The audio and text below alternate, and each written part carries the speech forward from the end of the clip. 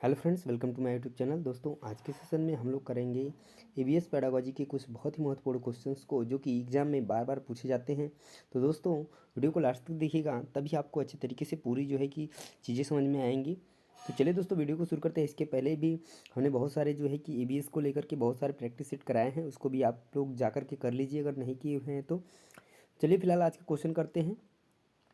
आज का पहला क्वेश्चन करते हैं दोस्तों। तो आज का पहला क्वेश्चन रहा कि कक्षा 5 की एक शिक्षिका एक एल्युमिनियम फाइल लेती हैं। ध्यान दीजिएगा, एक एक क्वेश्चन जो है कि एग्जाम में पूछा गया है और बहुत ही अच्छे क्वेश्चन हैं। अगर आप ध्यान से करेंगे तो आपको चीज़ें समझ में भी आएंगी और आपको लगेगा भी कि हाँ, इस तरीके के क्वेश्चन जो है एग्जाम में पूछे गए हैं। बिल्कुल कोई भी जो है कि इस तरीके का जो है मतलब सिलेबस से अलग क्वेश्चंस नहीं है। बिल्कुल करेंगे तो आपको चीज़ें समझ में आएंगी। अगर आप लोग लास्ट तक देखते हैं तो आपको बहुत सारी हेल्प मिलने वाली है इस वीडियो से। तो दोस्तों, क्वेश्चन को ध्यान से पढ़िए। कक्षा 5 की एक शिक्षिका एक एल्युमिनियम फाइल लेती है, ठीक, और पानी में डाल देती है एवं दिखाती है कि वह ऊपर तैरता है। फिर वह फाइल को मोड़कर जोर से दबाती है, यानी उसको निचोड़ देती है पूरा अच्छे से, ठीक है, और फिर से पानी में डालती है तथा शिक्षार्थियों को दिखाती है कि वह डूबता है। बाद में वह शिक्षार्थियों को यह सोचने और कारण देने के लिए कहती है कि ऐसा क्यों हुआ। इस प्रश्न का उत्तर देने में निम्नलिखित में से कौन से प्रक्रमण कौशल का प्रयोग किया जाएगा, ये आपको बताना है कि इसमें कौन सा कौशल का प्रयोग किया जा रहा है। तो सिंपल सी बात है, अभी यहाँ पे बात किया गया है कि वो जो फाइल लेती है पानी में डालती है तो उसको क्या करती है, दिखाती है, और दिखाने के बाद वो क्वेश्चन कर रही है। तो इसमें किस चीज़ का हो रहा है, एक चीज़ जब हम देख रहे हैं तो क्या हो रहा है, अवलोकन अवलोकन कर रहे हैं। जो विद्यार्थी को अवलोकन कर रहे हैं, तो यहाँ पे जो है प्रक्रमण कौशल का किसका प्रयोग हो रहा है, तो अवलोकन का हो रहा है। तो यहाँ पे जो करेक्ट आंसर बन जाएगा दोस्तों, ऑप्शन नंबर सेकंड जो है करेक्ट हो जाएगा। इस तरीके के क्वेश्चन आपको निश्चित रूप से एग्जाम में देखने को मिलते हैं। अगर आप लोग प्रैक्टिस सेट कर रहे होंगे तो आप लोग को बेहतर तरीके से इसके बारे में जानकारी होगी कि हाँ, इस तरीके के क्वेश्चन जो है देखने को मिलते हैं एग्जाम में। सेकंड क्वेश्चन की तरफ चलते हैं दोस्तों। आज का जो सेकंड क्वेश्चन है, सेकंड क्वेश्चन ये रहा कि पर्यावरण अध्ययन के शिक्षा शास्त्र के संदर्भ में सिवाय के निम्नलिखित सभी वांछनीय अभ्यास है। ध्यान दीजिएगा, मतलब क्वेश्चन निगेटिव है, यानी कि सिवाय के मतलब इस ऑप्शंस में से एक को छोड़कर के बाकी जो सभी अभ्यास हैं वो वांछनीय हैं, वो सही हैं, एक गलत है, वो आपको बताना है।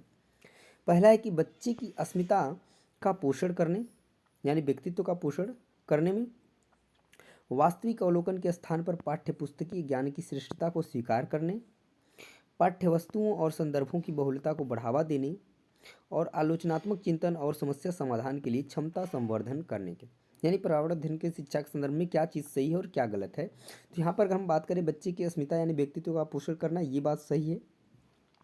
वास्तविक अवलोकन के स्थान पर हम पाठ्यपुस्तकीय ज्ञान को श्रेष्ठता स्वीकार करने के लिए कहें, नहीं, ये चीज़ बिल्कुल गलत हो जाएगी। किसके संदर्भ में, पर्यावरण अध्ययन के शिक्षा शास्त्र के संदर्भ में, क्योंकि यहाँ पर बात की गई है वास्तविक अवलोकन का छोड़ देना है, सिर्फ पाठ्यपुस्तकीय ज्ञान को श्रेष्ठ मानने के लिए बोला जा रहा है। तो क्या यह सही होगा, नहीं होगा। तो ठीक है, और ये भी चीज़ सही है क्योंकि पाठ्यवस्तुओं और संदर्भों की बहुलता को बढ़ावा देना है, आलोचनात्मक चिंतन और समस्या समाधान के लिए क्षमता को संवर्धन करने में, तो ये सभी चीज़ें सही हैं बिल्कुल। सिर्फ किसको छोड़कर के, ऑप्शन नंबर सेकंड को छोड़कर, यानी कि उसको पूछा ही है कि किसके सिवाय, तो यही ऑप्शन आपका क्या हो जाएगा, राइट हो जाएगा, क्योंकि पूछा ही क्या था कि कौन सा एक गलत है। चलिए नेक्स्ट क्वेश्चन देख लेते हैं। Question number third. Question number third है कि महेश कक्षा 4 के शिक्षक हैं, ठीक, वे वृक्ष संरक्षण की अवधारणा पर शिक्षार्थियों को संवेदनशील बनाने के लिए योजना बनाते हैं। निम्नलिखित में से कौन सी एक गतिविधि इस उद्देश्य के लिए सर्वाधिक उपयुक्त है, यानी इन सभी गतिविधियों में से कौन जो है कि सबसे अधिक उपयुक्त विधि है, ये आपको बताना है। तो लिया है कि एक पौधे को अपनाने और उसका पोषण करने के लिए प्रत्येक शिक्षार्थी को प्रेरित करना, या पोस्टर प्रतियोगिता में हिस्सा लेने के लिए शिक्षार्थियों को प्रोत्साहित करना, क्या यह सही होगा, या समूह चर्चा के लिए शिक्षार्थियों के समूह बनाना, या वाद विवाद प्रतियोगिता का आयोजन करना। ध्यान से समझिएगा, ये सभी चीज़ें सही हैं, पर इनमें सबसे उपयुक्त है ये पूछा गया है। तो इसमें जो सबसे उपयुक्त होने वाला है वो आपका ऑप्शन नंबर एक बनेगा, क्योंकि यहाँ पर बात की जा रही है एक पौधे को लगाना है, उसका पोषण करना है, उसके बारे में फिर तो उसके बारे में प्रेरित करना, ये सबसे अच्छा जो है कि ऑप्शन के लिए बनेगा। अगर आप विद्यार्थियों को वृक्ष संरक्षण की अवधारणा को पढ़ाने के लिए, संवेदनशील बनाने के लिए योजना बनाते हैं, तो ये सबसे बेहतर तरीका होगा। अगला क्वेश्चन देखते हैं, क्वेश्चन नंबर 4। क्वेश्चन नंबर 4 है कि पर्यावरण अध्ययन में बच्चे शिल्पकला और चित्रकला को समूह में सीखना विशेष रूप से पसंद करते हैं। बात सही है। क्यों सीखना पसंद करते हैं? क्या यह सहपाठियों के अधिगम को बढ़ावा देता है, सामाजिक अधिगम को बेहतर बनाता है? जब बच्चों की सृजनात्मकता की प्रशंसा की जाती है तो वे खुश होते हैं और उसके प्रति प्रेरित भी होते हैं। तो देखिए, अगर बात करें यह सहपाठी अधिगम को बढ़ाता है तो ये बात भी सही है। सामाजिक अधिगम को बेहतर बनाता है, ये भी बात सही है।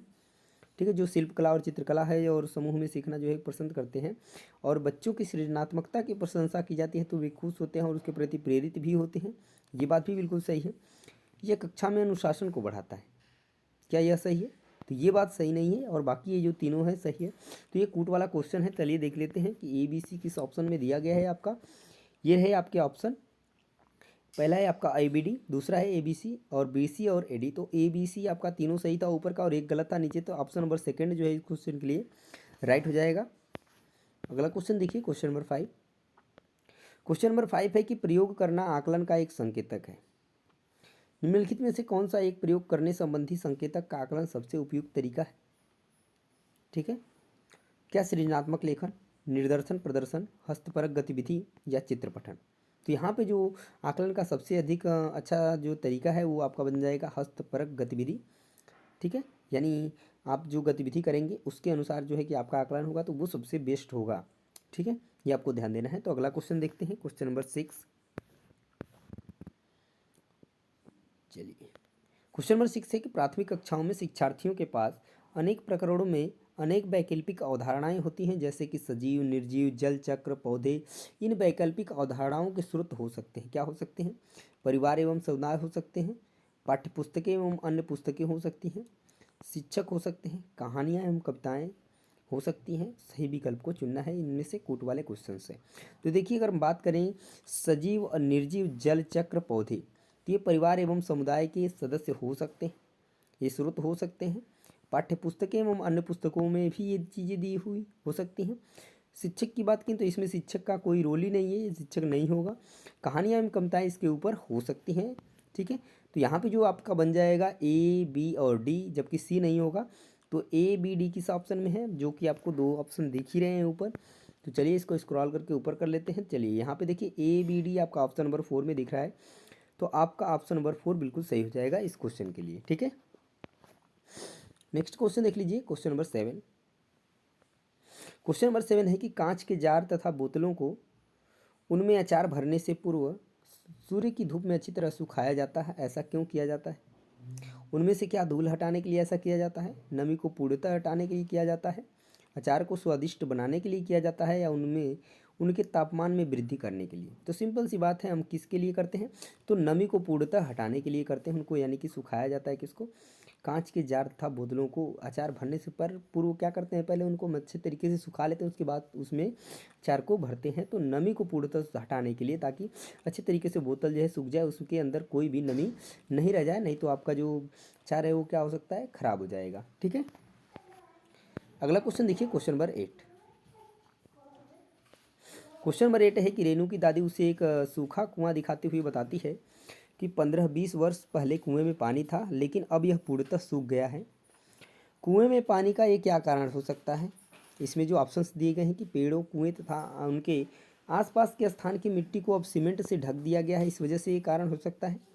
आसपास के इलाके में बहुत सारे बोरिंग पंप लग गए हैं, इस वजह से ऐसा हो सकता है। या प्रत्येक व्यक्ति के घर में अब नल के कारण जो है कि कोई भी कुएं का प्रयोग नहीं करता है, क्या बन सकता है ऑप्शन? तो देखिए, अगर हम बात करें पेड़ों, कुएं तथा इनके आसपास की जो स्थान की मिट्टी है को अब सीमेंट से ढक दिया, ये एक कारण बन सकता है। और अगर अधिक बोरिंग पंप लग गए हैं तो भी जो है उस कुएं से पानी जो है ख़त्म होने का कारण बन सकता है। पर क्या प्रत्येक घर में, प्रत्येक व्यक्ति के घर में अगर नल लग गया है, उसको कुएं का प्रयोग नहीं होगा तो पानी तो कम कम नहीं होगा, अगर प्रयोग नहीं होगा, अगर पानी है तो पानी तो रहेगा ही। ठीक है, तो ये ऑप्शन नहीं बनेगा, तो आपका बन जाएगा A और B। तो यहाँ पर जो ऑप्शंस दिख रहे हैं उसमें तो नहीं है। चलिए नीचे देख लेते हैं कि क्या इस ऑप्शन में A और B है। जी बिल्कुल है, तो यहाँ पे जो आपका करेक्ट आंसर बन जाएगा ऑप्शन नंबर 4 बिल्कुल सही हो जाएगा दोस्तों। नेक्स्ट क्वेश्चन देख लेते हैं, क्वेश्चन नंबर 9। क्वेश्चन नंबर 9 है कि बगुला भैंस पर बैठता है, क्यों बैठता है? क्योंकि बगुला मनोरंजन के लिए क्या भैंस पर बैठता है, क्या ये बात सही होगी? भैंस बगुले को एक स्थान से दूसरे स्थान तक आने जाने में मदद करती है, या बगुला भैंस को डराना चाहता है, तथा बगुला भैंस में सहजीवी का संबंध है। बात करें बगुला मनोरंजन के लिए भैंस पर बैठता है तो ये बात तो बिल्कुल गलत है। और बात करें एक स्थान से दूसरे स्थान तक जाने में मदद करती है तो ये बात भी गलत है, क्योंकि भैंस तो खुद ही एक जगह बैठी बंधी हुई रहती है और बगुला भैंस को डराना चाहता है, तो ये चीज़ भी नहीं होगा। तो आपका एक ही ऑप्शन सही होगा, ऑप्शन नंबर 4, यानी कि बगुला तथा भैंस में सहजीवी का संबंध है। ये आपका करेक्ट आंसर बनेगा इस क्वेश्चन का। नेक्स्ट क्वेश्चन देखिए, क्वेश्चन नंबर 10। क्वेश्चन नंबर 10 है कि निम्नलिखित में से जड़ का कौन सा कार्य पौधे के लिए नहीं है? क्या हुमस उपलब्ध कराना नहीं है, पौधे को सहारा देना नहीं है, जल तथा खनिजों का अवशोषण करना नहीं है, भोजन संचार भंडारण या संचित करना? तो अगर हम बात करें पौधे के लिए जड़ का कार्य जो है कि भोजन संचार भंडारण करना, ये है इसका कार्य है। जल तथा खनिजों का अवशोषण करना, जो कि किया ही जाता है बिल्कुल। पौधे को सहारा भी देना जड़ का कार्य है, पर ह्यूमस उपलब्ध कराना नहीं है। तो यहाँ पे जो करेक्ट आंसर बनेगा ऑप्शन नंबर 1 बिल्कुल सही हो जाएगा। ठीक है, क्योंकि पूछा था कि ज्ञान नहीं है। नेक्स्ट क्वेश्चन देखिए, क्वेश्चन नंबर 11। क्वेश्चन नंबर 11 है कि कर्णम मल्लेश्वरी के विषय में नीचे दिए गए कथनों पर विचार कीजिए। वह अंतर्राष्ट्रीय ख्याति प्राप्त भारोत्तोलक वेट लिफ्टर है, ये बात बिल्कुल सही है। वह कर्नाटक की है, ये बात सही नहीं है। उसने अपने नाम बहुत रिकॉर्ड बनाए हैं, 130 kg तक का भार उठा सकी थी, या जब वह 12 वर्ष की थी तभी से वह उन्होंने उठाने का प्रयास करने लगी थी, तो ये बात सही है, ये सही नहीं है। ठीक है, तो यहाँ पर आपका ऑप्शन कौन कौन सा सही? ए और डी। कौन सा? ए और डी। तो चलिए देख लेते हैं क्या ऑप्शन में दिया गया है, ए और डी। ए डी दिया गया है क्या?